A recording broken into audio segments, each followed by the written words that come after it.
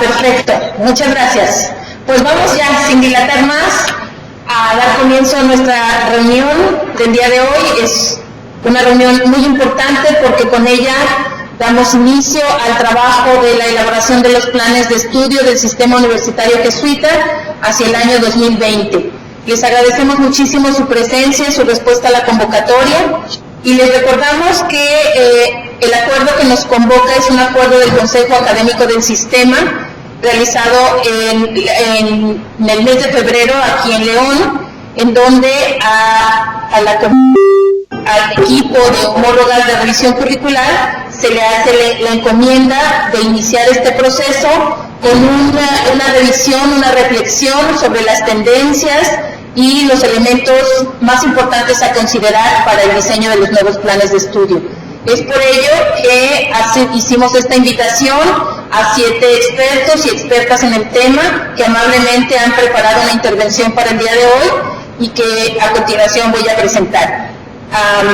Así que bueno, agradecemos y damos la bienvenida a esta reunión y en primer lugar voy a comentar rápidamente quiénes integran el conjunto, el Colegio de Homólogas de Revisión Curricular. Claudia Celis, que funge como coordinadora de este equipo ante el SUB y sus órganos colegiados, ella de la Ibero de la Ciudad de México. Norma Caballero, de la Universidad Loyola del Pacífico. Eiko Gabaldón, de la Ibero de Torreón. Yomara Alvarado, de la Ibero de Torreón. María Elena Sánchez, de la Ibero Puebla. Yolanda Bojorquez, del ITESO. Elizabeth Corpi, de la Ibero Tijuana. Y María Teresa Gómez, de la Ibero León. Por parte de las 7 personalidades que nos acompañan el día de hoy para compartirnos sus reflexiones, está la maestra Ruth Hildebranda López Landeros, de la Universidad Loyola, la doctora María Eugenia de la Chaucé, Ibero Puebla, el doctor Javier Loredo Enríquez, de la Ibero México, el maestro Carlos Eduardo Luna Cortés, del ITESO, el doctor Guillermo Adrián Tapia, de la Ibero León, el doctor Raimundo Peña Sánchez, de la Ibero Torreón, y el doctor Alberto Minacata Arceo, del ITESO. Queremos comentarles rápidamente la dinámica que hemos pensado. Queremos iniciar ya rápidamente con un orden de presentación que diré a continuación, que es en orden alfabético de nombre, y como les hicimos en la invitación, el planteamiento es que su participación tenga o su intervención 10 minutos. Queremos proponerles que a los 7 haríamos sonar un pequeño timbre para avisarles que quedan 3 minutos para concluir, y al término de todas las presentaciones, en el tiempo que nos quede al final, podríamos hacer algunas preguntas, precisiones o alguna intervención extra en una segunda ronda. Pensando que cubriéramos 10 minutos por cada intervención, tendríamos 70 más el tiempo que pudiera tardarse en una transición a otra o por las presentaciones de PowerPoint. Entonces, les pregunto si estamos de acuerdo para ya comenzar y dar la palabra a la primera presentación. Muy bien, muchas gracias. Entonces, comenzamos con el doctor Alberto Minacata, del ITESO. Bienvenido, maestro querido. Adelante con su intervención. Buenos días.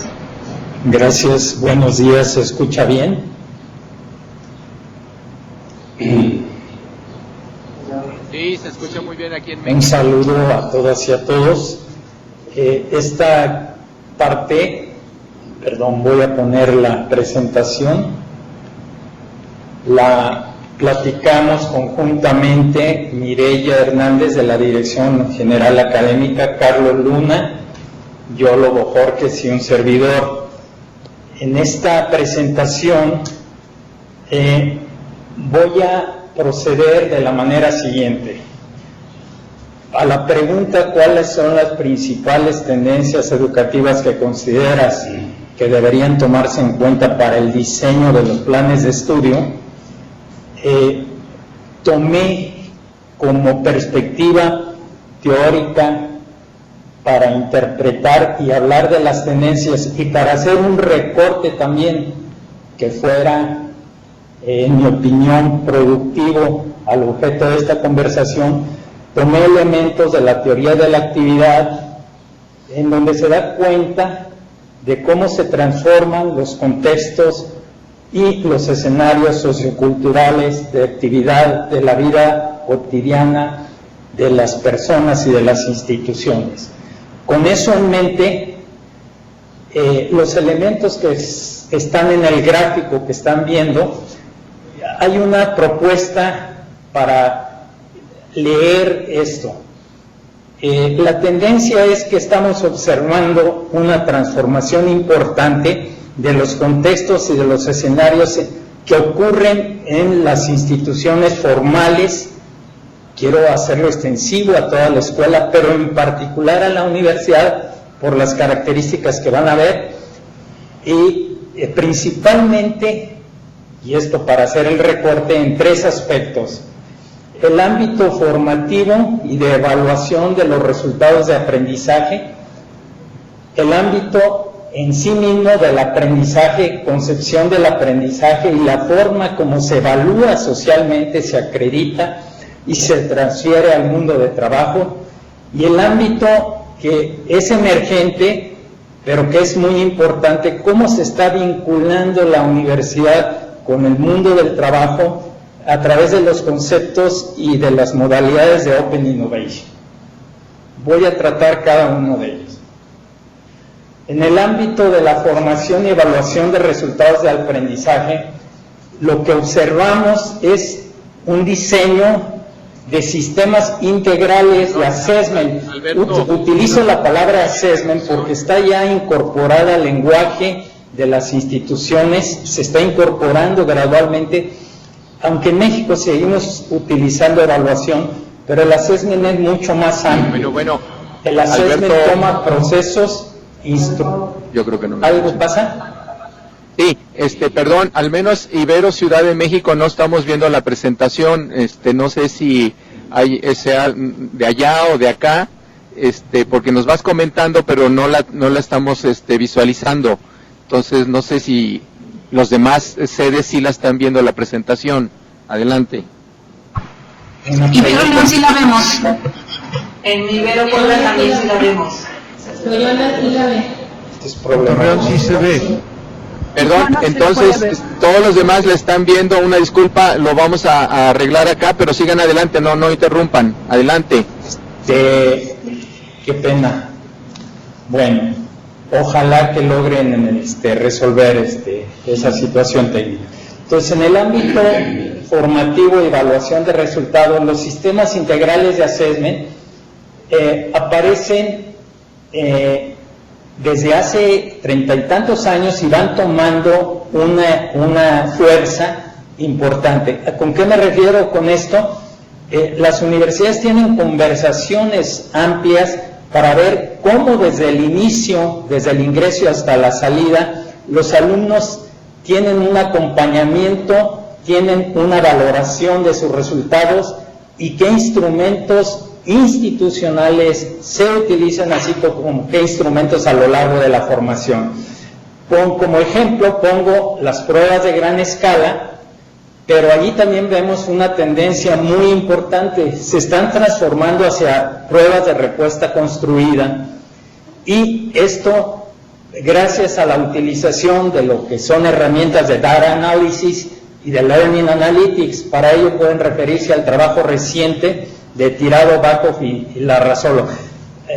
Como dicen los americanos, by the way, esta modalidad pues deja atrás las modalidades que estamos utilizando, como sería el EGEL y otras pruebas. O sea, hay una transformación muy importante en las pruebas de gran escala.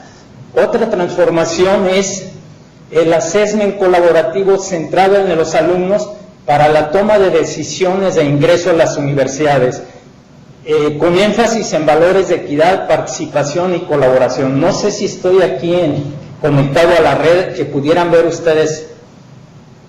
Sí, creo que sí. ¿Pueden ver?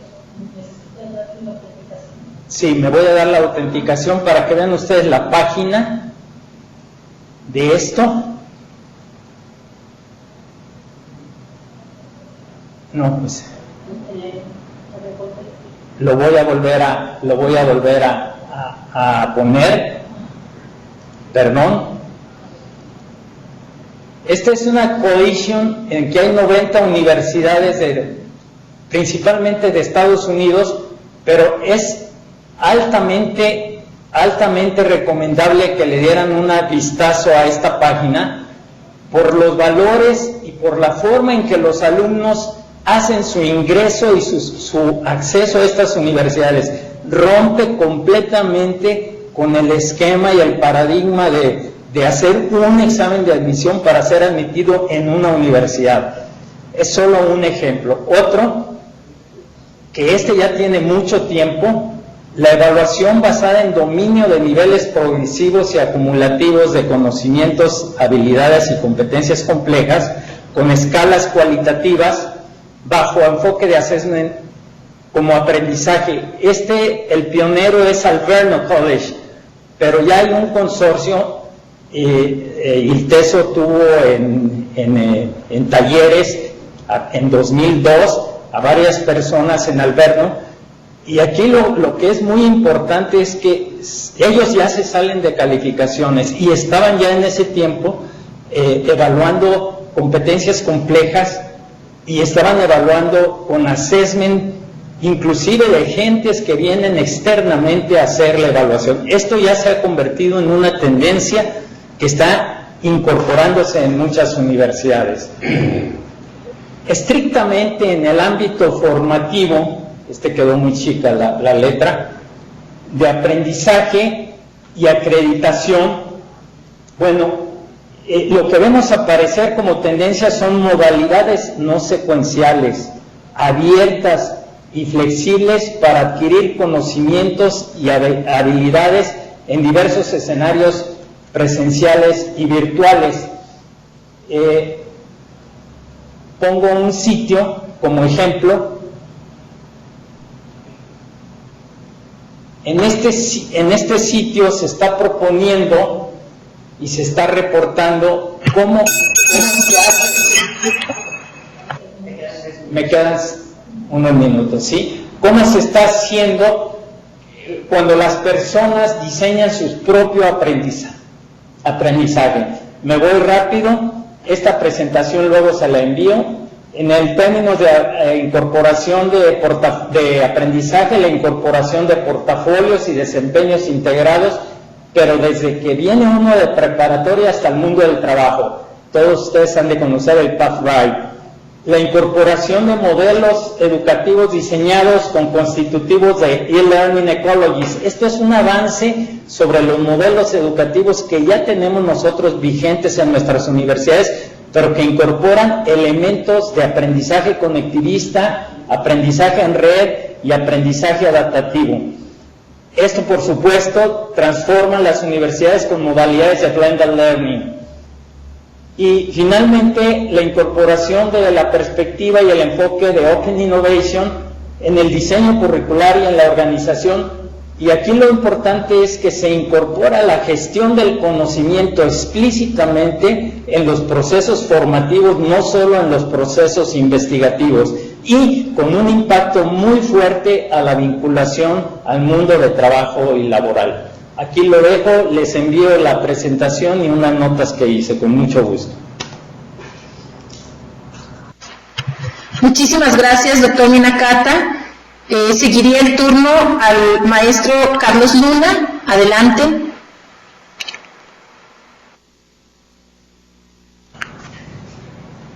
Sí, buenos días a todos. Muchas gracias por esta oportunidad, coordinada por las homólogas de revisión curricular, de compartir con ustedes algunas ideas, claridades mayores o menores. Mi breve presentación no está explícitamente armada en términos de tendencias, sino con una intención que iría como un poco más allá, es decir, a la luz de las tendencias como las que en este momento Alberto nos ha presentado, las que seguramente serán presentadas más adelante, ¿cuáles son los retos frente a estas tendencias en nuestros procesos de revisión curricular? Entonces no me enfoco tanto en tendencias, sino lo que eso implica ya en el proceso concreto de trabajo en nuestras universidades. Quisiera plantear esta cuestión en los siguientes términos.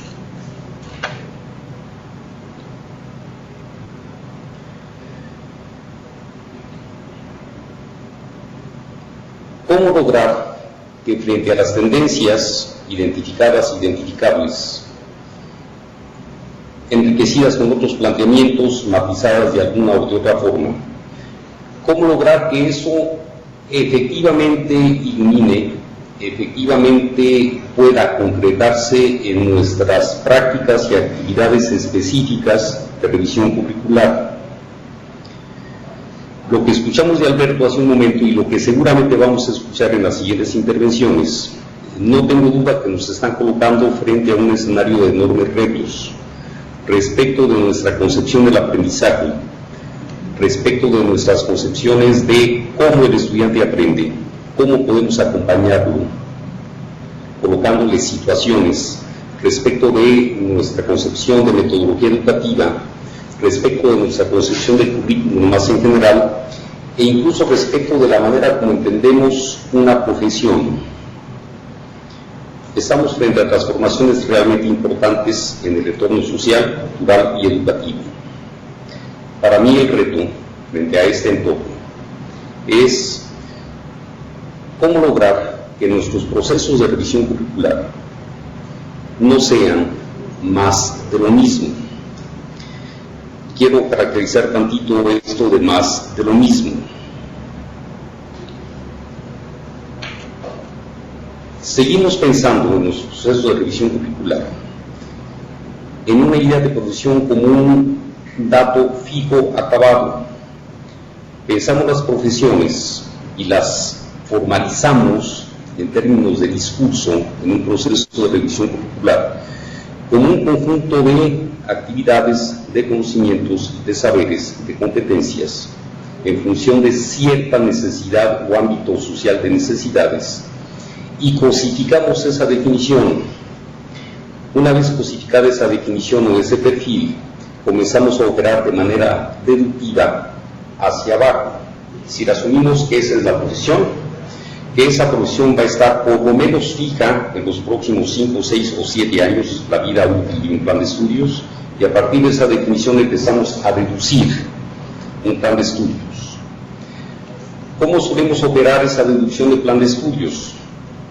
Un colega del ITESO usaba para referirse a estos procedimientos la siguiente expresión. Decía, en nuestros planes de estudios solemos ser muy marxistas en la operación, materialismo y lucha de clases. La imagen creo que es muy ilustrativa, porque una vez que tenemos identificados un conjunto de saberes, o un conjunto de habilidades, o un conjunto de contenidos que ya preestablecimos en términos de un perfil profesional, lo que sigue, en el modo en que solemos hacer las cosas de manera ordinaria, lo que sigue es convertir eso en materias. En eso consiste el materialismo. Si el estudiante debe aprenderlo, automáticamente debemos colocarle una materia para que aprenda eso que ya definimos que debe aprender. La lista de cosas aprendibles la convertimos automáticamente en lista de materias o en lista de asignaturas. Y puesto que en un plan de estudios tiene límites temporales, una carrera de más de 5 años nunca va a ser una carrera, digamos, exitosa en el mercado. Y puesto que nuestros perfiles profesionales suelen ser listas enormemente largas de cosas que nosotros decimos y deseamos que el estudiante aprenda, eso presiona de una manera enorme el diseño de un currículum, porque lo que sigue es qué materias son más importantes que otras, cómo distribuir en el tiempo, en un espacio delimitado, concretado en un número total de créditos, el conjunto de cosas que queremos que aprendan en términos de materias o de asignaturas, según la terminología de cada quien. Esto automáticamente da origen a la lucha de clases. ¿Cuál clase es más importante? El currículo se nos convierte en su operación práctica en una negociación que no siempre es una negociación racional, que no siempre obedece a un conjunto de criterios, de métodos, de procedimientos. Una negociación entre quienes intervienen y participan en el proceso de diseño en función de la importancia que cada quien le otorga al saber que cada quien sustenta en la organización académica de una unidad. Materialismo y lucha de clases. Para mí la gran pregunta, ¿cómo frente a estas tendencias, frente a estas nuevas realidades, como las que nos planteó hace unos momentos Alberto Minacata, cómo lograr formas distintas de concebir una profesión, formas distintas de concebir lo que significa un currículum, formas distintas de operar la definición y la puesta en práctica de un currículum. Mi temor en este tipo de procesos, en el momento en que se hacen, mi temor siempre es, y he estado en varios procesos de ese tipo, que al final vamos a acabar haciendo más de lo mismo. El mundo seguirá cambiando, las tendencias educativas seguirán cambiando, la realidad profesional seguirá cambiando, y me temo que los últimos en cambiar y al final volvemos a nuestras pequeñas certezas, volvemos a nuestras pequeñas seguridades, volvemos a nuestros pequeños esquemas de trabajo con los cuales nos sentimos más o menos cómodos. Y sobre eso se produce y se concreta un proceso de cambio que en el fondo son procesos de ajuste, de pequeña limitación de contenidos, de ponerle a nuestro currículum una o dos o tres o más asignaturas, de quitar algunas otras, de redireccionar ciertos ámbitos, pero creo que estamos todavía lejos de poder responder en el ámbito de lo curricular, en el ámbito de la metodología educativa, en el ámbito de nuestras concepciones del aprendizaje, que estamos todavía lejos de responder a lo que la realidad ya nos está planteando y que en esta mesa estamos ya terminando. Mi intervención concluye.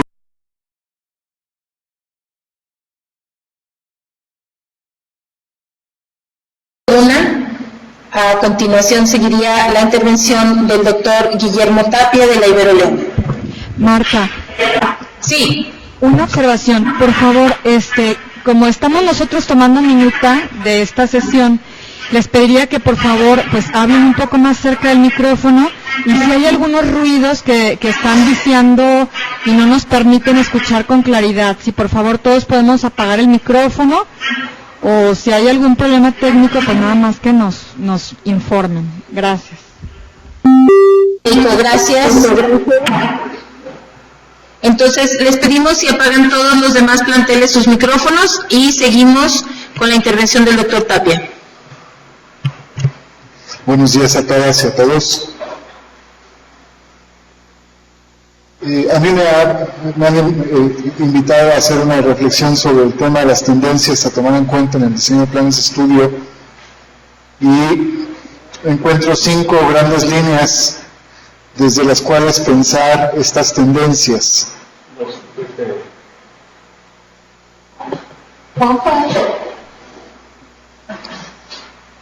¿Seguimos? ¿Sí? ¿Seguimos? Las voy a anunciar básicamente porque no hay tiempo para hacer descripciones más completas de cada una. Y quisiera empezar por señalar las tendencias del desarrollo tecnológico en el ámbito de la producción y de los servicios y del gobierno, en los que están implicadas nuevas formas de articulación entre los campos de conocimiento y en sus dimensiones prácticas o aplicadas. Es decir, hay una nueva tecnología que está transformando las formas de hacer y de conocer en los distintos ámbitos del desarrollo. Ese es un elemento que tenemos que profundizar y pensar cómo se insertan allí los campos profesionales. Otra tendencia que yo visualizo tiene que ver con los paradigmas vigentes de los núcleos de saber profesional que están siendo considerados por las instancias de evaluación externa, es decir, cómo están consolidados formas de representación del saber profesional y si estos tienen cierto dinamismo o no. Es decir, tenemos que visualizar cómo las distintas profesiones están siendo consideradas por estos sistemas de evaluación externa y de acreditación o certificación profesional, de lo que ya hablaba el doctor Minakata hace un momento, y cómo estas formas de evaluación, acreditación o certificación profesional están implicadas en procesos más amplios, incluso de transnacionalización, es decir, cuando ya no son suficientes las acreditaciones nacionales y empieza a haber procesos de acreditación a nivel transnacional. Solo refiero al caso del Acuerdo de Bolonia como un ejemplo a tomar en cuenta.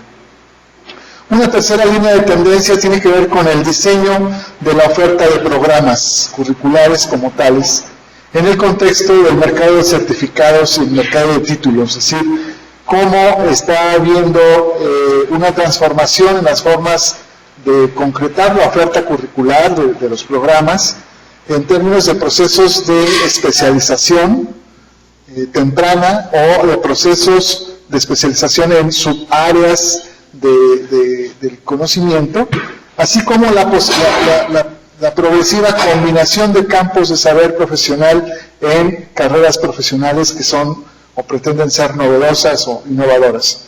Y la creación de nuevas carreras que están implicando una especialización y una combinación de campos de saber profesional y están haciendo articulaciones y procesos de combinación o de entretejido de nuevos núcleos de saber profesional. En este contexto hay que tomar en cuenta las tensiones que hay entre lo que es la oferta académica, lo que la universidad piensa como oferta de programas curriculares, con lo que son las demandas del mercado, qué es lo que está buscando el sector de la demanda y ver qué puntos de encuentro o de tensión hay. Por otra parte, hay que tomar en cuenta las perspectivas de las profesiones, es decir, cada carrera tiene un desarrollo histórico y tiene posibilidades de futuro. Y esas posibilidades de futuro están ancladas en tendencias a nivel internacional, pero también hay posturas nacionales, ¿no? Entonces, me parece que es un campo de observación importante. Hay que tomar en cuenta que hay lo que se denominan las profesiones del futuro y las profesiones con futuro, que son como pequeñas diferencias. Es decir, ¿qué es lo que está pensando la gente en términos de lo que quiere hacer en el futuro cercano? También es importante tomar en cuenta las tendencias que hay en el mundo del trabajo. Hay un conjunto de cambios, está habiendo transformaciones profundas en las formas de trabajo tradicionales, se está haciendo un énfasis muy importante en el tema de la inserción profesional independiente, es decir, en nuevas formas de gestión de la inserción profesional y de trayectoria profesional, que no tiene que ver ya con la inserción a mercados rígidos o estructurados de un sistema de puestos y escalafones, etcétera. Entonces, me parece que esta dimensión es muy importante a tomar en cuenta, puesto que las carreras ya no pueden pensarse en la formación de asalariados, sino de autogestores de la profesión. Esos son elementos de tendencia que he podido plantear y que pues los pongo a su consideración. Agradecemos al doctor Guillermo Tapia y invitamos ahora a la maestra Hildebranda López Landeros de la Universidad Loyola. Muchas gracias, adelante.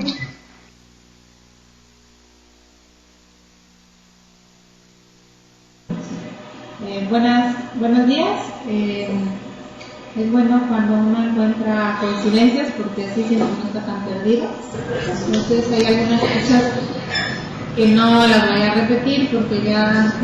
No se está escuchando en Guadalajara. Gracias, lo mismo vamos a decir que no se escucha tampoco en Torreón. ¿Ahí me escuchan? ¿Ya me escuchan? ¿Me alcanzan a escuchar? No me oyen, no me oyen. No me oyen. A ver, intentamos otra vez. ¿Ahí me escuchan? ¿Me alcanzan a escuchar? Sí, ya está mejor. No, porque pues, voy a tratar de no moverlo mucho para no afectar el micrófono. Decía que de repente es bueno encontrar ciertas coincidencias voy a tratar de no detenerme en algunas cosas que ya han dicho.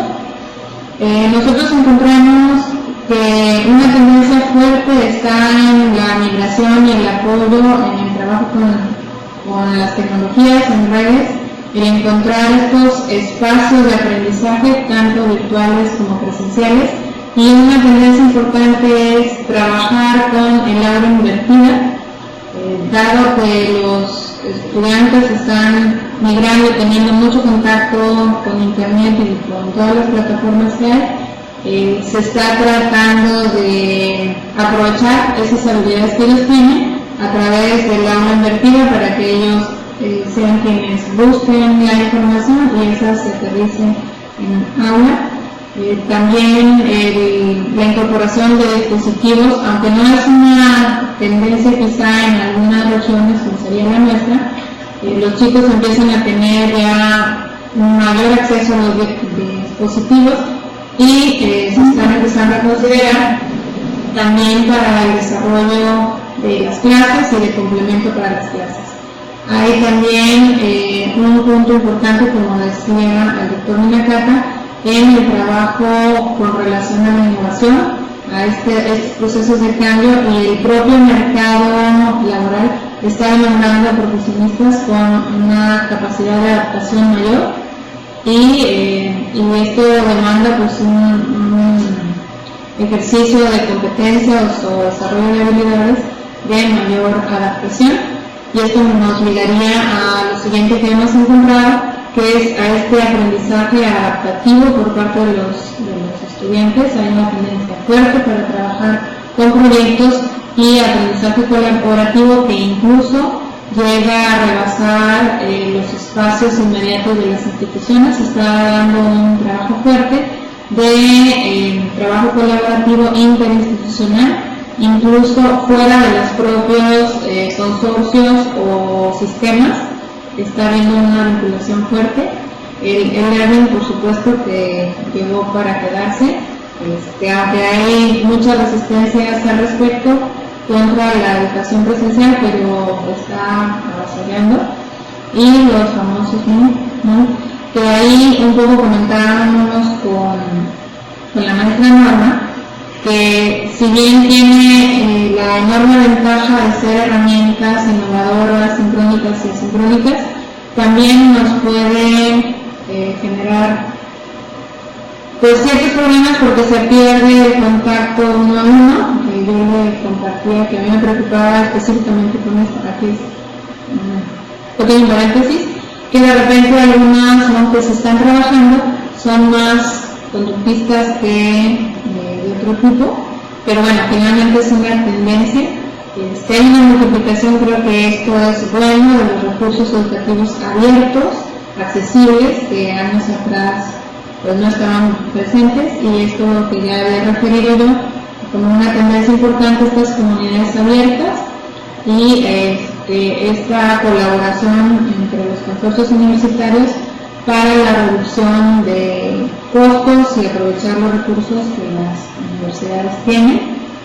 ¿Cómo imaginamos que puede ser una universidad a futuro para el siguiente periodo?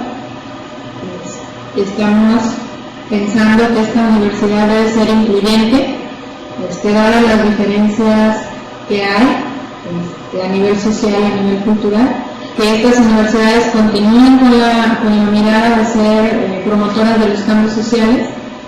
Creo que México es una realidad que necesita urgentemente cambios sociales y un compromiso mayor de las instituciones. Que haya también estas universidades que rescaten este conocimiento regional para contraponerlo a la globalización, que haya más bien este concepto latinoamericano de mundialización, una participación mucho más intensa con el desarrollo social y que sean universidades sustentables, no solo en el papel, que tengan una responsabilidad social importante. Y también pensábamos en algunos retos por lo que hemos estado encontrando no solo en nuestra realidad, sino en contacto con otras universidades, que es elevar el nivel de pensamiento complejo en los estudiantes.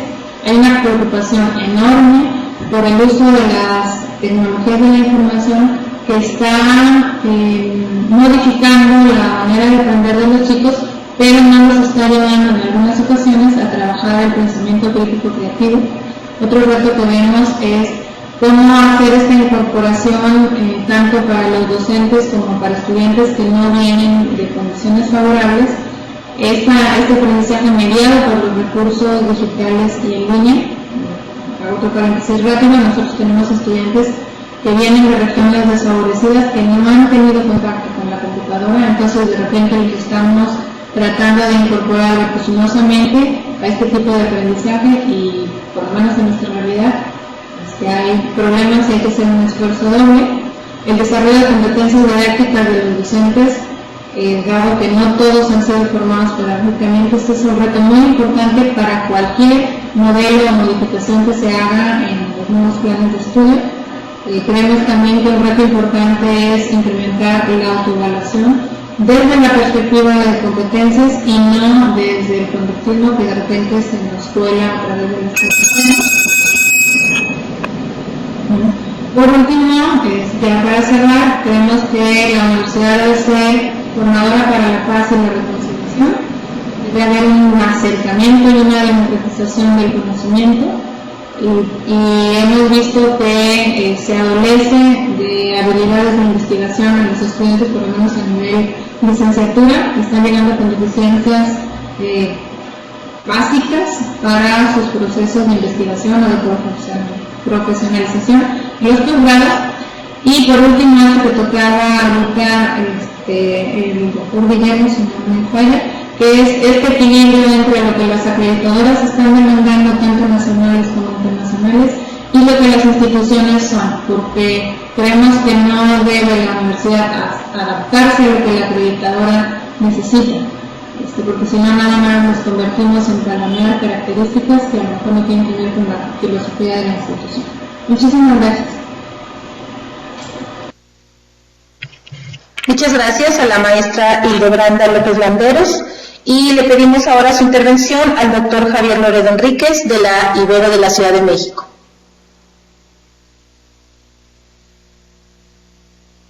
Muy buenos, creo que justo entrando a tardes ya me tocó por orden alfabético empezar a inaugurar la tarde con ustedes. Me da mucho gusto estar aquí compartiendo, yo creo que un reto de un inicio de una discusión que puede convertirse en algo muy importante. No escucho en Guadalajara. A ver, voy a hablar más fuerte, aunque mi micrófono lo tengo encendido. No sé si en las demás sedes me escuchen. León, sí escuchamos bien. En Puebla también escuchamos bien. Yo creo que ahí hay un sesgo de Guadalajara que no me quiere escuchar. Sí, Javier. Yo no lo quería declarar a Humberto, pero parece que ya se hizo evidente. Me voy a poner el micrófono en el oído. Perdón, antes de iniciar, ¿están viendo la presentación? Sí. Sí, también la vemos en León. Perfecto. Miren, yo voy a tratar de... ¿Antijuana no la ven?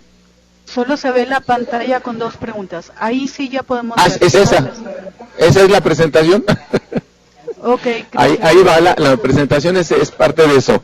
A ver, yo creo que cada quien y desde cada una de las universidades estamos tomando de manera diferente este reto, cómo responder a estas preguntas. Y acá en Ciudad de México hemos dialogado bastante en torno a lo que podíamos proponer.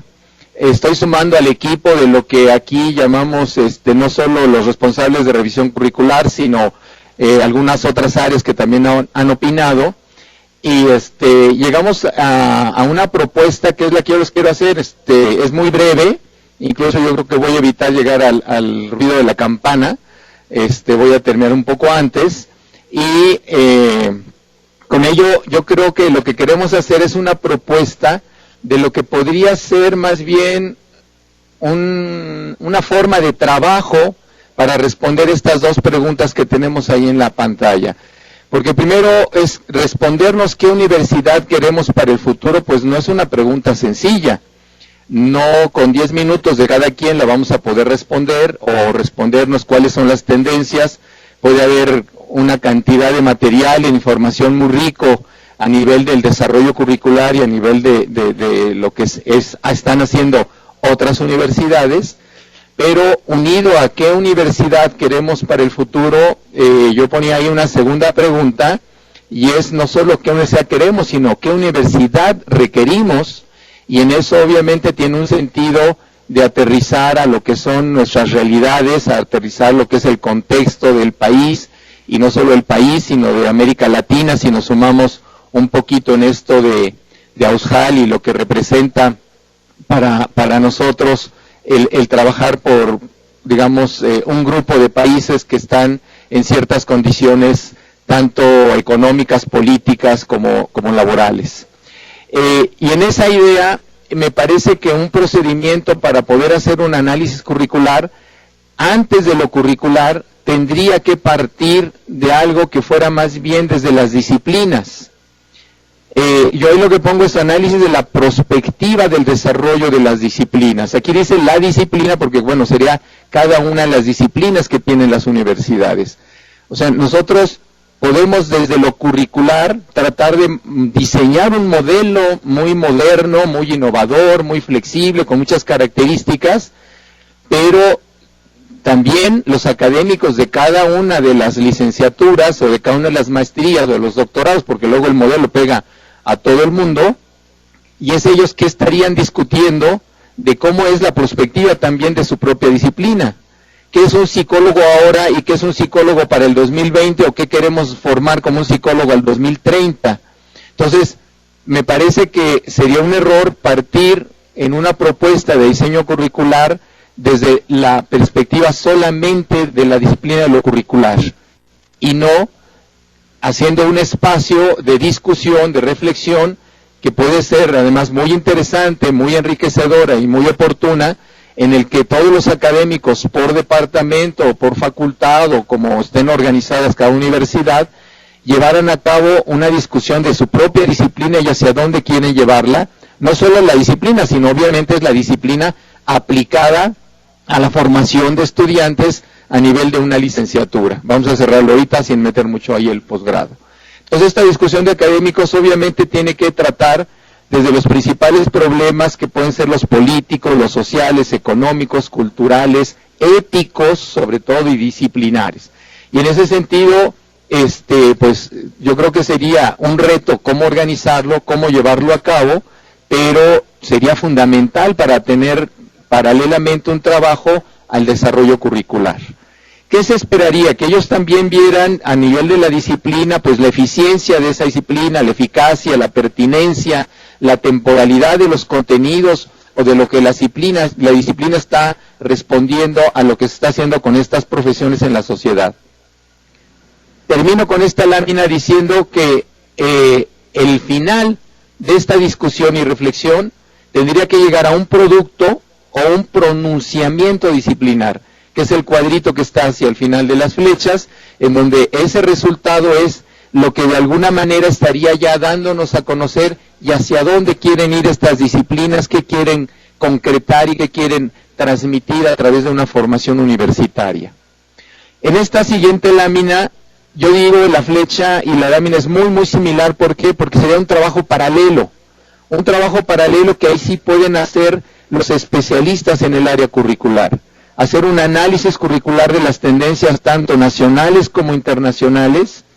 Esa lo pongo ahí como grupos de expertos que son no solo necesariamente expertos, pueden ser estudiosos, pueden ser responsables de las áreas, pueden ser mucha gente que trabaja en el área de currículum, tomando en cuenta lo que son criterios, aquí pongo porque no puedo saturar la lámina, bueno, flexibilidad, movilidad, innovación, doble titulación, y si nos seguimos con una serie de calificativos que pueda tener un currículum innovador, pues podemos ponerse una lista fácil de 15 palabras diferentes que son a considerar si deben o no incluirse y qué significa incluirlas o cómo modifican un currículum.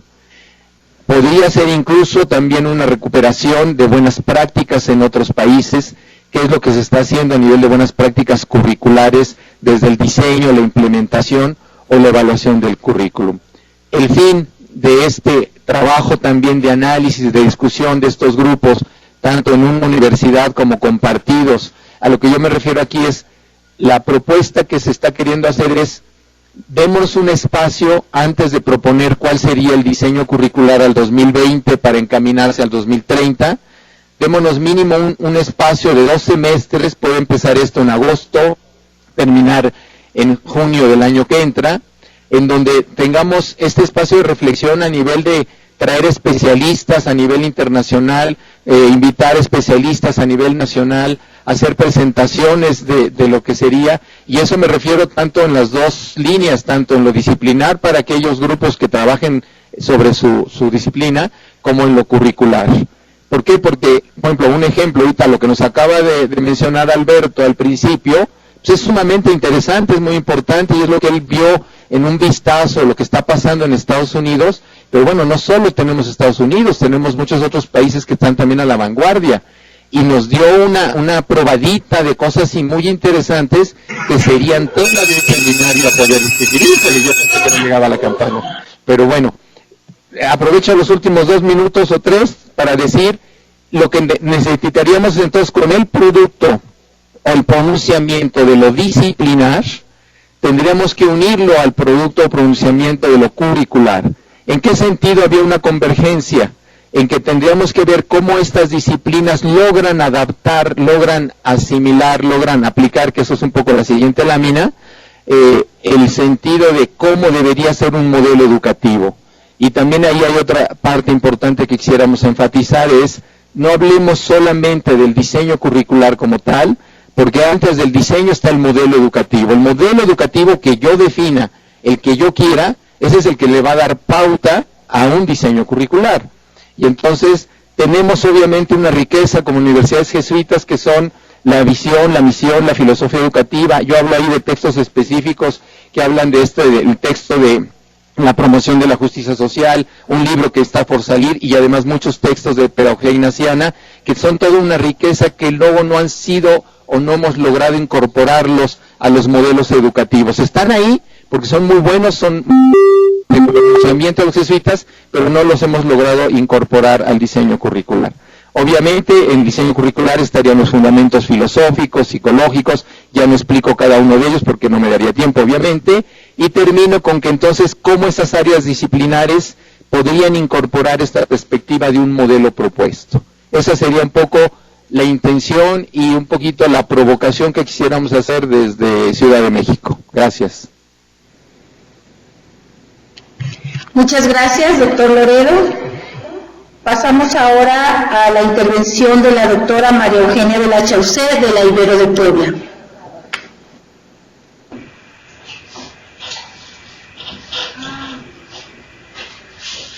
Inicio mi intervención agradeciendo al Consejo Académico del Sistema Universitario Jesuita y en particular al doctor Gonzalo Inguanzo Arteaga la invitación para participar en su reunión virtual de revisión curricular hacia los planes de estudio del 2020. Espero compartir con ustedes algunas preocupaciones y reflexiones en torno a la educación de los jóvenes universitarios. Lamentablemente en México cada año se generan 1.2 millones de profesionistas desempleados. Entonces, ¿para qué inscribirse en una universidad y estudiar? Para construir el futuro primero hay que reflexionar y cuestionar el presente para imaginarlo mejor. Pensar cómo somos, hacia dónde vamos, cómo quisiéramos que fueran las personas, los profesionales, los colectivos sociales, la sociedad y el país. No quiero abrumarlos y extenderme en cuestionar el presente porque todos y todas somos testigos de lo que experimentamos en México. Vivimos una situación inédita caracterizada por altos niveles de incompetencia de los 3 niveles de gobierno: corrupción, abusos de poder, pobreza ancestral y riqueza extrema, inflación, desempleo, bajos salarios, narcotráfico, inseguridad, impunidad, robos, secuestros, asaltos, violencia, desintegración familiar, aumento de las adicciones, en los suicidios y homicidios. Encontramos a millones de jóvenes que ni estudian ni trabajan, falta de oportunidades educativas, falta de valores, desconfianza, falta de credibilidad, escepticismo, apatía, conformismo y mucha desesperanza. Aunque las TICs no modificarán la situación del país, es conveniente mencionar que es previsible que sus usos irán en aumento, al igual que los cursos en línea, ver los MOOCs o los trabajos en red. Por otro lado, la revolución tecnológica en todos los campos disciplinares llegó para transformar y para quedarse. Además, el vertiginoso crecimiento del conocimiento hace que el mismo conocimiento se vuelva obsoleto con más rapidez y es de esperar que continúe la promoción de competencias, pues representan la capacidad de movilizar, es decir, integrar, orquestar, es decir, poner en juego al mismo tiempo conocimientos, habilidades, actitudes, principios, valores y varios recursos cognitivos, metacognitivos y metacomunicativos para hacer frente a diversos tipos de situaciones. Tanto el debate como la polémica sobre las competencias continuarán, pues a pesar de su importancia son poco precisas y poco medibles, pues pueden ser muy generales o muy específicas, o muy amplias o muy reducidas. Habrá que seguir trabajando con ellas para acotarlas, precisarlas y medirlas. En este contexto, más bien creo que tendríamos que preguntarnos si podríamos decir que después de las reformas curriculares de los planes NEC 2014 y SUB 2010, ¿son realmente mejores seres humanos los que hemos formado en nuestras universidades? ¿En qué son mejores? ¿Les dejamos algo relevante a los jóvenes para su vida futura? ¿Qué les dejamos? ¿Qué futuro les espera de continuar las tendencias observadas? ¿Qué formación y qué mensaje de esperanza y aliento podríamos dejarles? ¿No podríamos hacer algo mejor por ellos?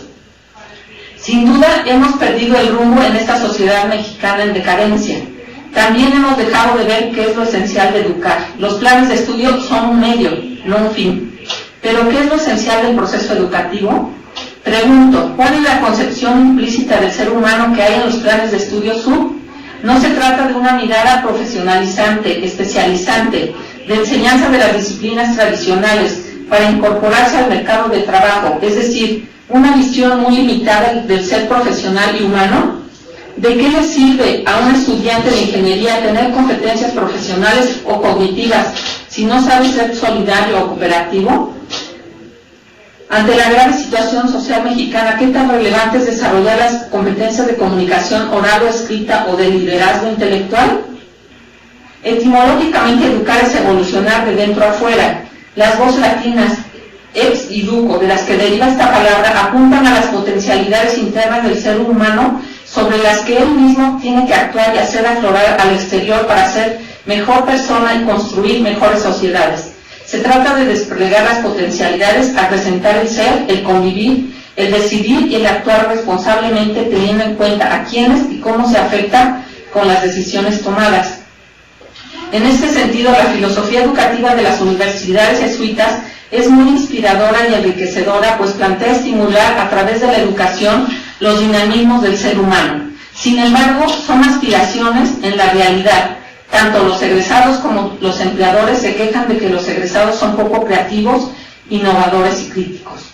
Educar es acompañar y apoyar al joven universitario a desarrollar todas sus potencialidades físicas, intelectuales, sociales, afectivas, emocionales, lúdicas, axiológicas, volitivas, para que sean mejores personas y constituyan mejores colectivos sociales. Los planes de estudio son solo un medio para facilitar y promover esa educación. Coincido con la CAPI cuando dice que educar no ha sido verdadera prioridad para ninguno de los gobiernos o para las instituciones educativas mexicanas. ¿Cuándo los gobiernos o el sistema educativo se han preocupado realmente por el alumno, su familia y la sociedad?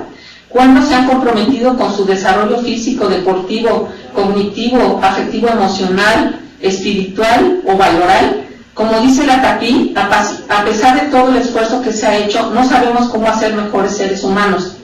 Los alumnos han sido números para adornar las estadísticas o medios para lucrar, pero no ha habido una preocupación real por ellos. Han sido más importantes las luchas por el poder o los trámites burocrático-administrativos que lo que se les deja en sus mentes y en sus corazones. Necesitamos cambiar el énfasis en los sistemas computacionales y los trámites administrativos y burocráticos, tanto de la SEP como internos, para facilitar el desarrollo de los alumnos, permitir el trabajo sobre ellos mismos, sobre los propios miedos y las emociones, sobre las formas de implicación, de incertidumbre y de riesgo, para favorecer el desarrollo de la persona y su identidad autónoma. El problema de la sociedad mexicana es la pobreza de espíritu de sus integrantes. Muchos problemas se resolverían con actitudes, valores, apertura y disposición diferente. No todos los problemas requieren de recursos económicos o materiales para resolverse. Se necesita voluntad para hacerlo. Para explicar con más detalle a qué me refiero, voy a poner solo unos ejemplos, aunque en el texto podrán verlos con más detalle. La problemática 1, insuficiencia de las disciplinas e instituciones para resolver problemas complejos. Aún es una madre soltera de 21 años, no terminó la preparatoria, no estudia, no trabaja y es adicta a diferentes tipos de drogas. Intentó volver adicta a su hermano menor y se droga en presencia de su hija de 4 años. Ha estado recluida más de 5 veces en clínicas o en aldeas para adictos donde han tratado de rehabilitarla, a veces de manera considerada y otras de manera enérgica. Su madre, ingeniera en sistemas, pregunta si la tendría que mandar otra vez a una clínica o a un hospital psiquiátrico. Si se ha visto que no ha funcionado la rehabilitación, pues la internan una y otra vez sin que haya ningún cambio mejora. ¿Qué alternativas integradoras de solución psicológicas, psiquiátricas, antropológicas, sociales y familiares se podrían implementar para reintegrarla a la familia y a la sociedad y concientizarla del daño que le producen las drogas y retirarse de ellas? El propósito de presentar las problemáticas es intentar mostrar las limitaciones, imperfecciones y deficiencias disciplinares, profesionales, sociales, familiares y personales dominantes para la resolución eficaz de situaciones complejas. Algunos de estos problemas han sido marginados o totalmente ignorados o ausentes en las discusiones educativas. Muchos problemas podrían resolverse interviniendo transdisciplinariamente o multidisciplinariamente. Sin embargo, otros requieren cambios de actitudes y valores. La base del próximo diseño curricular tendría que ser el futuro social, profesional, familiar, individual que se quiere construir, analizando a fondo los problemas complejos que enfrentamos y queremos resolver no solo a nivel macro, sino a nivel micro. Además, debe fundamentarse la vinculación en la movilidad nacional e internacional, en la producción científica y tecnológica y en la investigación científica. Los nuevos planes de estudio deben de diversificarse e innovarse. La estructura curricular deberá ser muy flexible. Los estudiantes deberían poder estructurar su licenciatura y complementarla con las prácticas sociales, comunitarias, familiares y profesionales, tanto nacionales como internacionales. Lo importante es que cada uno tenga la posibilidad de aprender lo necesario para afrontar cualquier tipo de problemas que enfrenten. Albert Einstein definía como principio de la locura continuar haciendo lo mismo una y otra vez y pretender obtener resultados diferentes. ¿Por qué seguir haciendo más de lo mismo? Los próximos planes de estudio podrían estructurarse a partir de las problemáticas de diversos grados de complejidad en las que los estudiantes intervengan y no de asignaturas.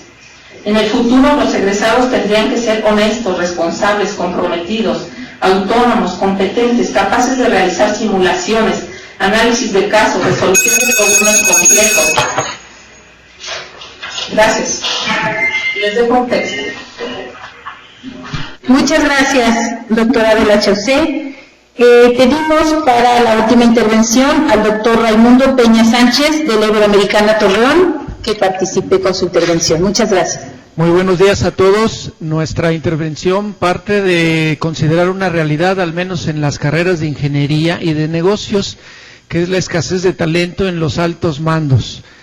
Tomamos en cuenta ese hecho en el sentido de que nosotros pretendemos proyectar a los alumnos hasta lo más que pudieran llegar en el terreno de la empleabilidad o en el del emprendimiento.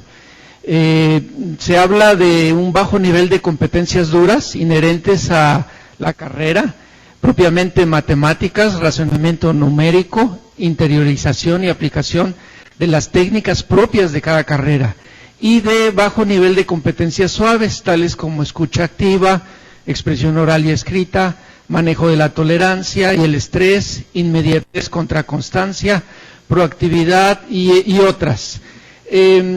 También consideramos el hecho de que tenemos problemas en la realidad en cuanto a ser un ciudadano realmente involucrado, con responsabilidad social y que realmente impacte. ¿Qué tendencias han respondido a tratar de generar esto? Porque se considera que esto no es solo de México, sino que es a nivel mundial. Tenemos alumnos que son empoderados, los llamados Power Pupils, que bueno, te van a meter en el salón de clases una diferencia individual que hay que considerar, porque sus alumnos requieren ya de otras formas de adquirir el aprendizaje significativo.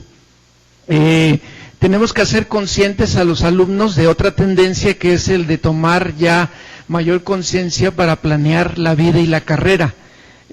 Hablábamos aquí en Ibero Torreón que desde los 18 años que entran a estudiar una profesión, ellos ya deben de estar muy sabedores de cuál es su nivel de competencia en la dura y en la suave, y pues aprovechar la estancia en la universidad y ya pensar en una educación continua, pues para tener más control de esta situación.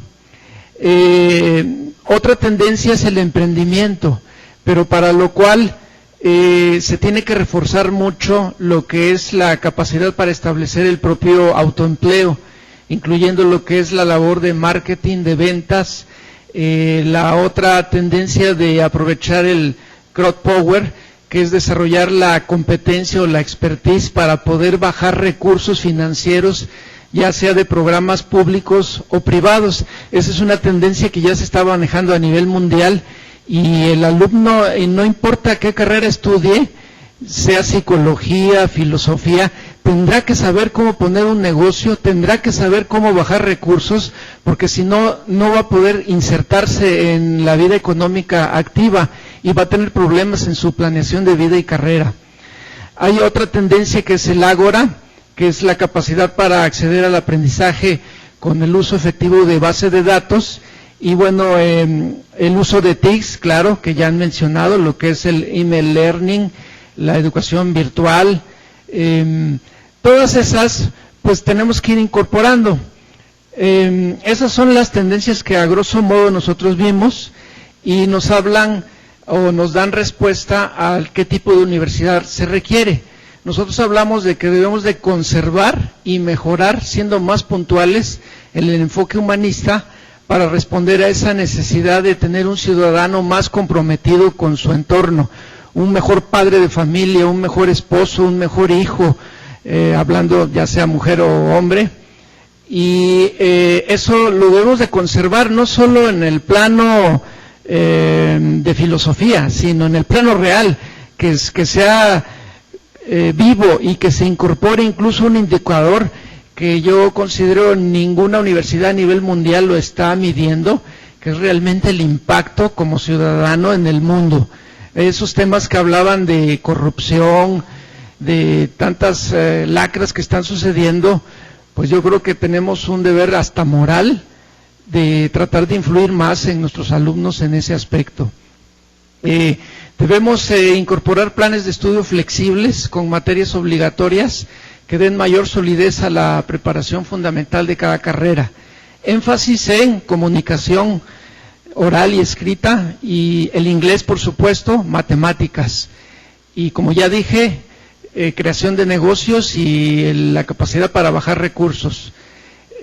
Y incorporar un currículo flexible con materias opcionales para que el alumno pueda, de acuerdo a su madurez y a su preferencia, elegir cuál va a ser el mejor destino.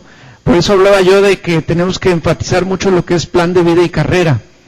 Tenemos que incorporar mayor movilidad nacional e internacional de los alumnos, e incluso incorporar semestres de estadía completa en empresas o lugares de trabajo para romper con el paradigma de que la clase se va a dar en la universidad. Creo que tenemos que ya rebasar las paredes, los edificios, y estar ya más vinculados con proyectos interdisciplinarios, con la iniciativa privada e incluso con el gobierno, haciendo un triángulo virtuoso en donde nuestros proyectos, que es el aplicar la técnica de Paul, no sea nada más en el aula, sino ya sea entre carreras, entre semestres, y con estos dos actores, la iniciativa privada y el gobierno. De tal manera que transitemos de una universidad que enseña a una que investiga el estado del arte, siendo muy pragmática y muy concreta en las mediciones. Por lo tanto, creo yo que se debe mejorar mucho la gestión, la acreditación, las certificaciones y el financiamiento incluso propio de la misma universidad. hay que tener cuidado con eso de las mediciones y con lo de los indicadores, porque muchos nada más son cuantitativos, y vuelvo a repetir, no miden ese cuestionamiento que mi compañera de León ahorita pues desmenuzó muy a detalle, y al menos yo sí, como docente universitario, siempre ha sido mi inquietud de que todo eso que uno vive en la práctica y en la academia, realmente el alumno se lo lleve, y ese alumno ya más adelante realmente sea un ser humano que sea coherente con nuestro marco filosófico. Si no, siempre vamos a estar transitando en el mundo de la academia y no en el mundo real. Gracias.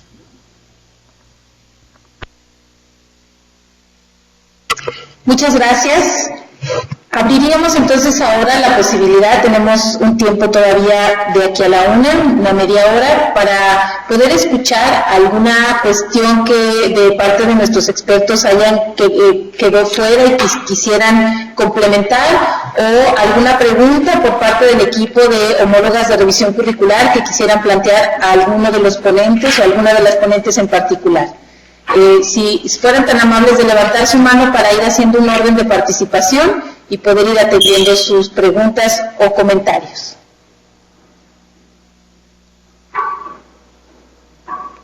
¿De aquí nadie?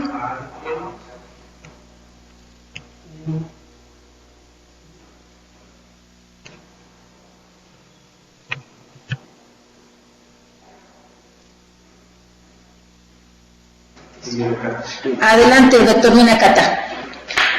Comentaba aquí con Carlos que nos parece muy interesante ver cómo se plantea un trabajo o a partir de las disciplinas o a partir de los problemas sociales, y en medio cómo hay una cantidad de propuestas y de ofertas para atender de manera diferente el proceso formativo, para llamarlo en general.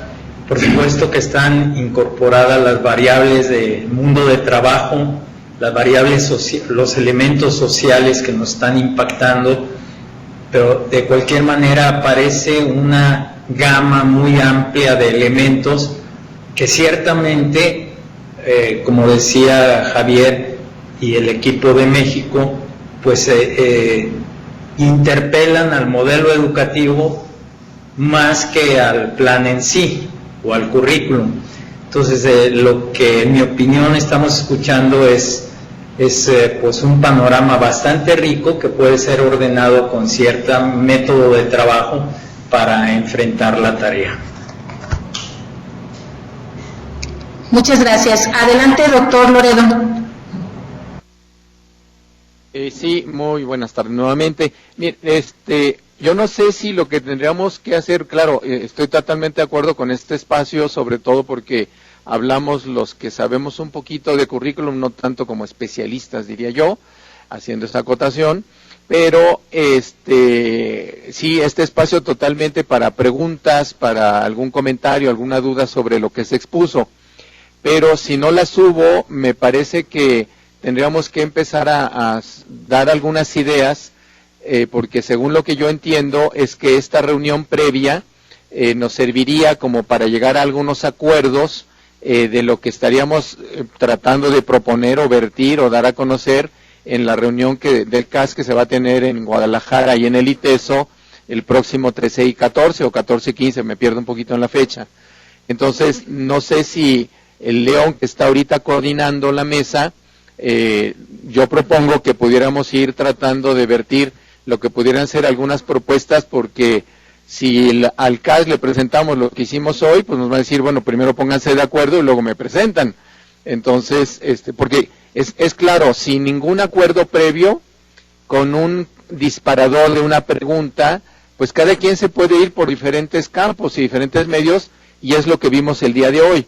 Me parecen que todas las intervenciones son valiosas, todas nos aportaron cosas, pero cada quien lo retomó desde diferente perspectiva, con diferente búsqueda o tratar de comunicar algo, y a lo mejor lo que tenemos que encontrar son algunos criterios, categorías que nos permitieran irnos acercando a cómo unificar alguna presentación de lo que quisiéramos transmitir a los vicerrectores en esta próxima reunión. Adelante. Sí, muchas gracias. La encomienda al grupo de homólogas de revisión curricular fue que después de esta reunión se elaborara un documento que sería la base de discusión para el CAS, precisamente el 13 y 14 de junio en el ITESO. El trabajo propuesto hacia el interior del equipo fue que con el apoyo de la Ibero de Torreón empezaríamos a hacer un primer documento que se nutriría también de las notas que nos hicieran favor de llegar o de sus presentaciones en las diversas formas en las que las realizaron, para ir tratando precisamente de hacer un planteamiento coherente, estructurado de lo que se comentó aquí. Será un trabajo muy intenso también y que será en un comité un poco más pequeño, que nada más participarían las integrantes del equipo de homólogas de revisión curricular. No sé en este caso si se les ocurriría hacer algún tipo de idea que sintetizara algunos elementos que pudieran ser principales sobre lo que se ha platicado hoy. Sí, adelante, doctor Loredo.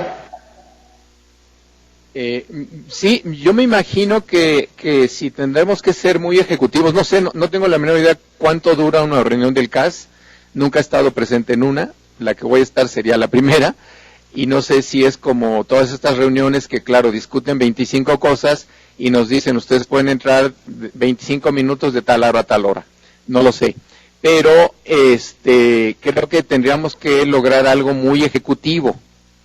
Y yo en esa línea, porque veo un trabajo titánico, lo que van a hacer ahorita tanto Ibero Torreón como Ibero León, tratando de sintetizar o de armar algo que disparamos para todos lados las diferentes universidades.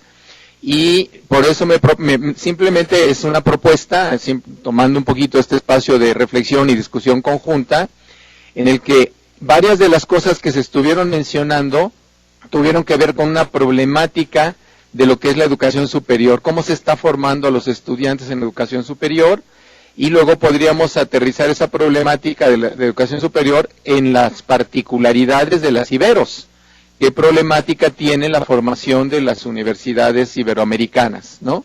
En ese sentido, entonces eso podría ser un primer punto de abordaje.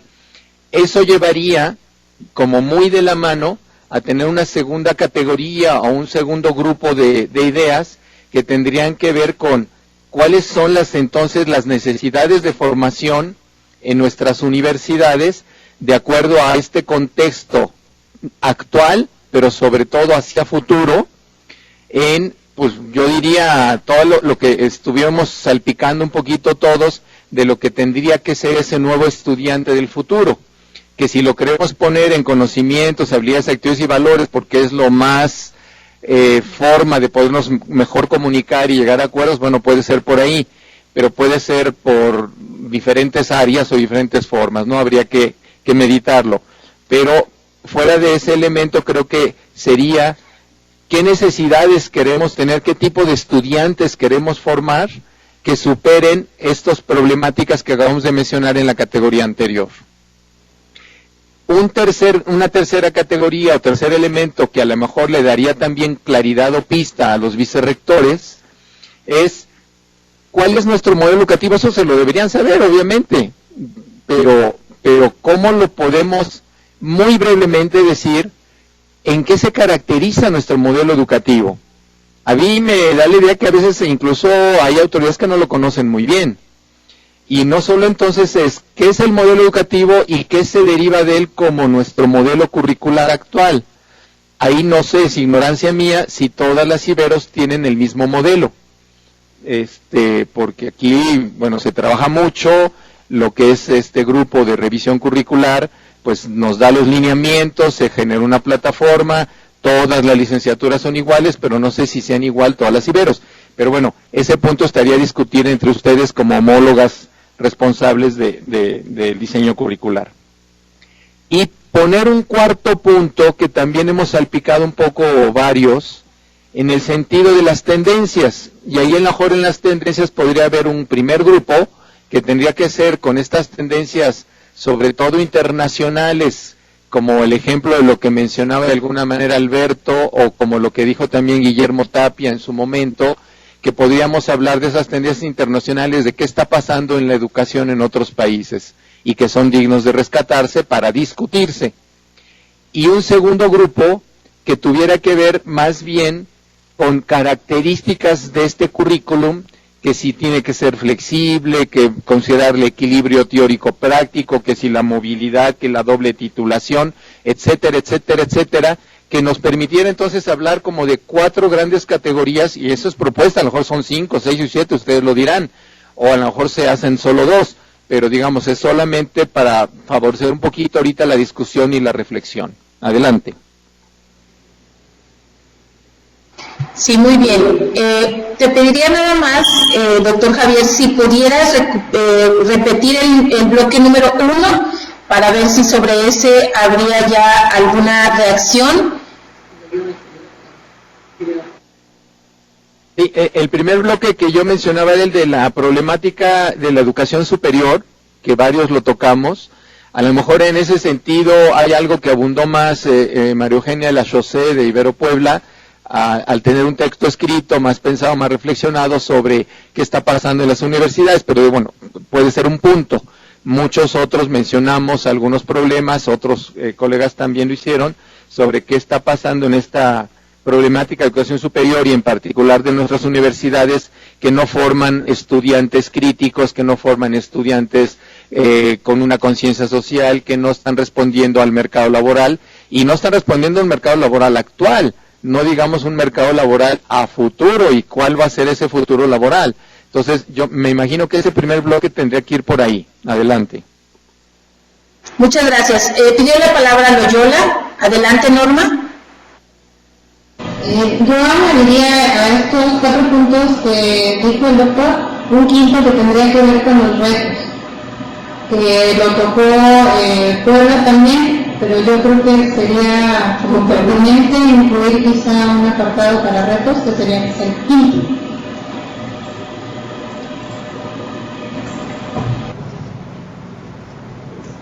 Doctor Minacata. Sí, me voy a permitir llamar su atención sobre una tendencia que yo señalé dentro de la tendencia de Open Innovation. Se considera que los usuarios, en este caso los alumnos, esta viene de la parte de negocios y de las tecnologías, pero los usuarios, y voy a parafrasear, sus problemáticas, sus puntos de vista, lo que ellos hacen, piensan y sienten en este momento, lo que saben y lo que no saben, son fundamentales en un proceso de definir las problemáticas de la universidad. Me parece que convencionalmente nosotros juntamos grupos de expertos, entre comillas, tampoco me considero experto, juntamos personas de los claustros, hasta la misma palabra indica claustro, y en Open Innovation se sugiere cambiar la perspectiva de la gestión y de la planeación desde una gestión del conocimiento donde entren los usuarios, los expertos, y allí sí los expertos, la gente que está sensible a las tendencias y que se haga la problemática entre todos, no con todos, ¿sí? Entonces ese es un tema que a mí me parece que puede llevar a otro lado las decisiones.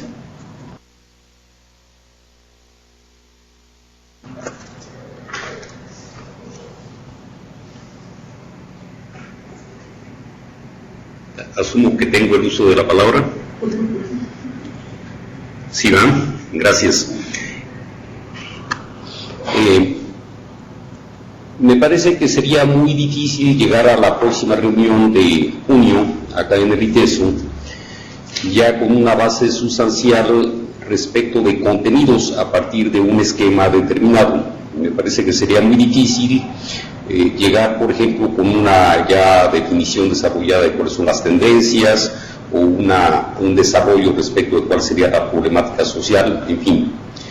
Lo que yo creo que tocaría en este primer momento es trabajar un poco en los previos, y para mí los previos son básicamente dos. El primero, un acuerdo explícito del CAS, de los vicerrectores académicos, respecto de cuál es el alcance de este proceso, ¿sí? Y de qué tiempo o tiempos estamos hablando. Estamos revisando y ajustando y haciendo pequeñas modificaciones para hacer los planes de estudio un poco más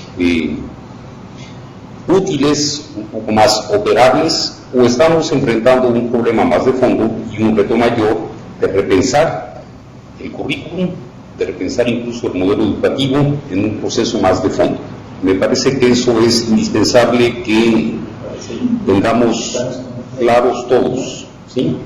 Porque eso va a determinar lo que siga, ¿sí? Dentro del alcance también me parece que es importante algunas definiciones del tipo de estamos viendo todos juntos necesariamente al mismo ritmo, ¿sí? O no necesariamente. Esa es una formulación particularmente importante para el caso de Vitesu, ¿sí? Bueno, otra formulación importante de entrada es, estamos pensando en qué plazo de tiempo. Por supuesto que el tiempo, la definición de tiempo tiene que ver con la respuesta a la pregunta anterior. A mí me parece que lo primero es responder este tipo de cuestiones. Lo segundo es darnos, o que el CAS se dé, o que el CAS nos dé, un esquema de trabajo, ¿sí? Un método de trabajo. Me parece que lo que presentó Javier se acerca mucho a un esquema de trabajo. Definido el alcance, definida la temporalidad, un esquema de trabajo, y una vez con eso empezamos ya, ahora sí, a ponerle contenido, ¿sí? Y empezar a desarrollar las tareas que el proceso establecido vaya indicando.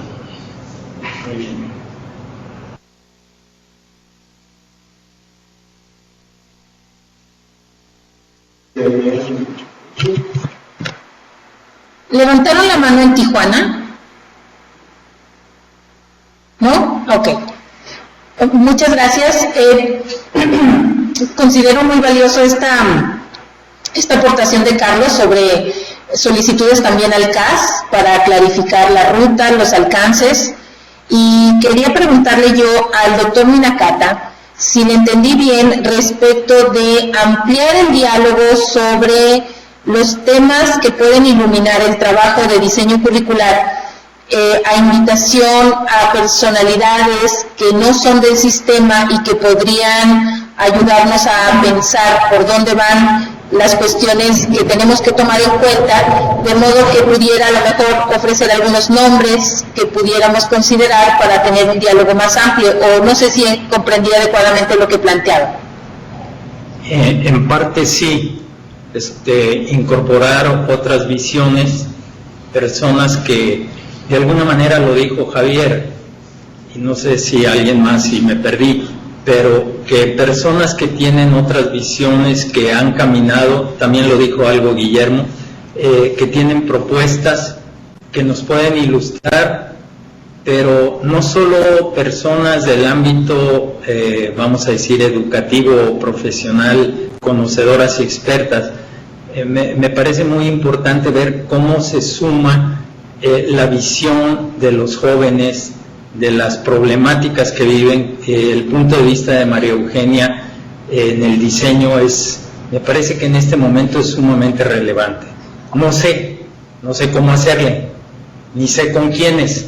Dependería mucho de lo que decía Carlos, el tamaño de la tarea, para empezar a pensar juntos de manera colaborativa y en los equipos de cada grupo según su ritmo y sus necesidades.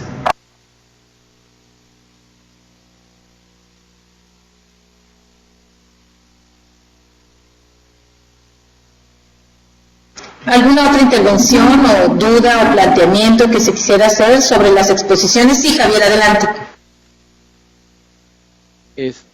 Sí, yo estoy de acuerdo con esto que menciona Alberto, es decir, no es quedarnos en el interior de las universidades, o sea, no es encerrarnos en nosotros mismos, sino ver qué está pasando y traer especialistas. Esto que mencionaba yo de las dos líneas que corren paralelas y que podríamos darnos un año de reflexión y discusión, claro, tendrían que quedar muy bien planeadas y no es perder el tiempo y no nada más es discutir por discutir, sino sacando productos. Pero nada más quiero dar el ejemplo de dos ejercicios, uno grande y otro pequeño, que se están haciendo aquí en Ibero Ciudad de México, que a lo mejor ustedes han escuchado, que fue de Trazando el Rumbo, que el rector aquí nos invitó a reflexionar hacia dónde quiere ir la universidad, y entonces se editó un pequeño cuadernillo, por llamarlo así, de 8 temas muy importantes que los académicos desarrollamos. A mí me tocó participar en el de educación, pero hay uno de política, hay otro de economía, hay otro de sustentabilidad, etcétera. Son 8 temas que se eligieron y se hicieron sobre 3 cuartillas, o sea, no es rollo, no es tratar de envolver a la gente, no es volverte a ser un experto, sino en 3 cuartillas di la problemática de la educación en México y qué ejemplos hay o hacia dónde se puede ir, para de ahí detonar la discusión con los académicos, con los estudiantes de alguna manera.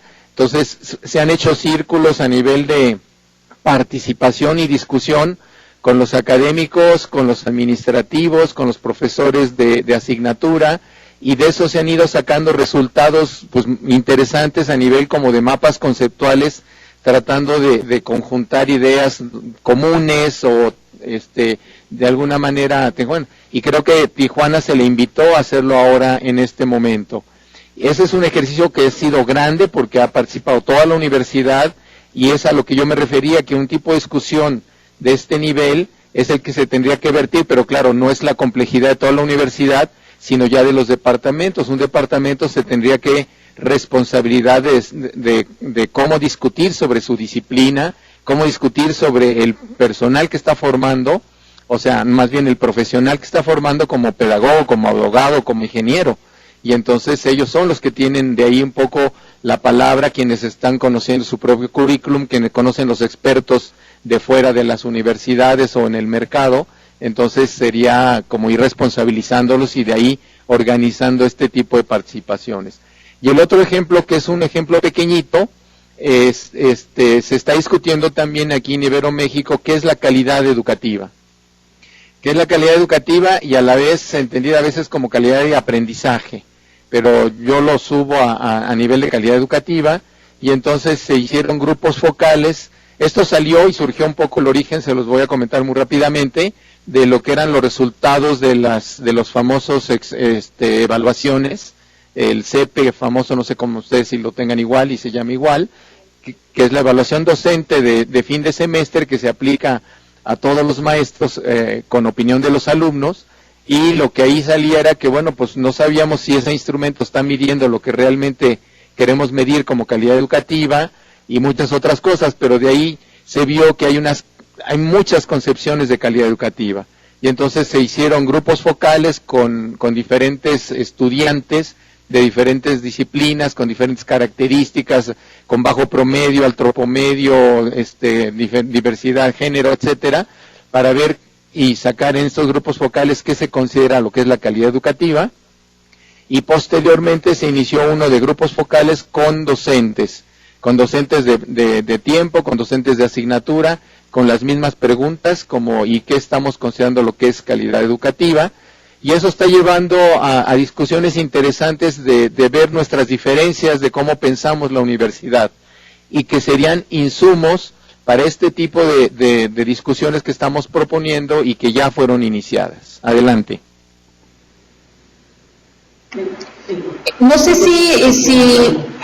voy, Carlos, que no me quedó claro si Mariana querías intervenir. Sí, gracias. Lo que quería comentar era que, sumándome a lo que dice Javier, pero pensando en lo inmediato que es la reunión del CAS, creo que una cosa importante para lo que planteó Carlos, que es la primera gran pregunta del acuerdo explícito sobre el alcance del proceso, lo que yo me estoy preguntando ya algunas semanas es ¿qué tanto es lo que necesitamos transformar? Es decir, ¿cuál es el diagnóstico que el grupo de homólogas ha hecho sobre el desempeño y el desarrollo de los planes de estudio vigentes actualmente en todas nuestras universidades? Y a partir de ese diagnóstico, ¿qué áreas de oportunidad han detectado, o qué fallas, o qué crisis, o qué cosas nos han salido muy bien, o qué buenas prácticas podemos rescatar y conservar? Porque a veces pensamos o nos sentimos un poco obligados de que ahora le toca la revisión de los planes de estudio y vamos a hacer todo desde el principio, y tal vez no tengamos que hacer todo desde el principio. O tal vez lo que estamos viendo es que los estudiantes están diciendo que lo que les estamos dando no es significativo para ellos, o no les está respondiendo a sus inquietudes y expectativas, y entonces tendríamos que replantearlo. Pero yo creo que los DGAs y vicerrectores lo que necesitan es un diagnóstico muy bien delimitado, bien delineado, muy claro, de cuál es el desempeño que han tenido los planes de estudio, qué resultados de aprendizaje y qué resultados de perfiles de egreso estamos teniendo, y qué tan pertinentes son en función de las necesidades del contexto. Esa es una información fundamental para poder decidir si lo que vamos a hacer es algo de largo aliento, de gran envergadura, o es una actualización de planes de estudio que sí están respondiendo a necesidades. Entonces, me parece que ese es un punto, sin quitar el dedo del renglón de lo que acaban de decir Javier, el doctor Minacata, el propio Carlos Luna. Me parece que tendríamos que también, en términos de la organización, de la dinámica de trabajo, plantearnos qué información el grupo de homólogas le va a dar al grupo de DGAs y vicerrector.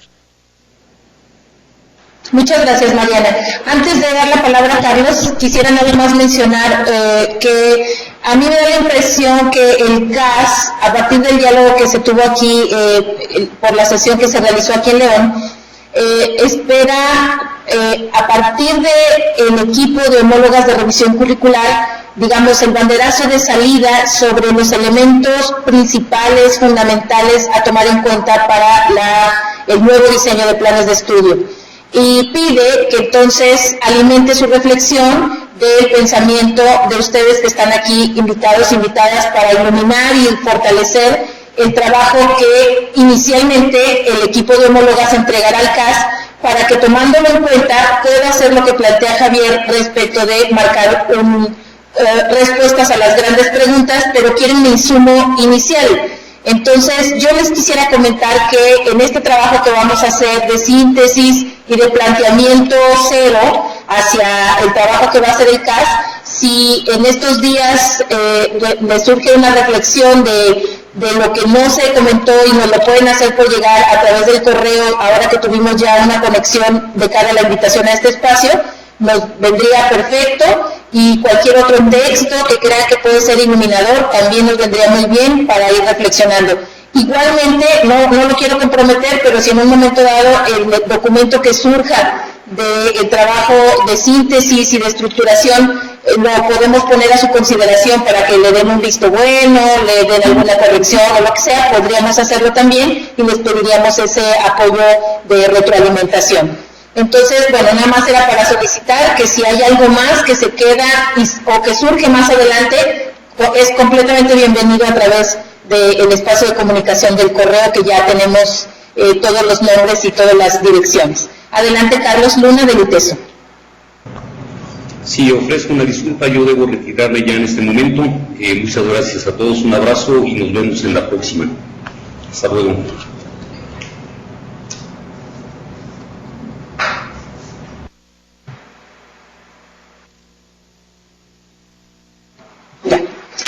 Bueno, pues gracias a Carlos Luna.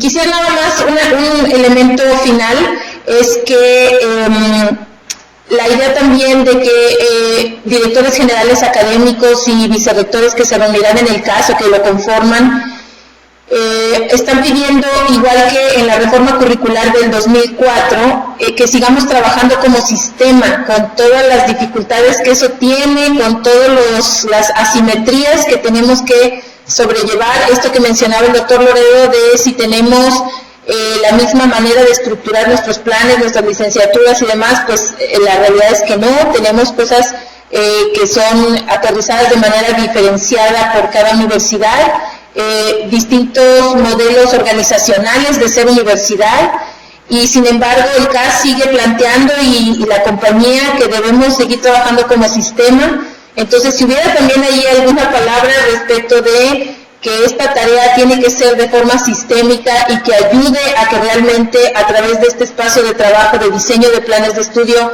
el sistema pueda irse viviendo realmente, consolidando, etcétera, también sería muy bienvenido de por qué si puede seguir valiendo la pena trabajar como sistema universitario jesuita.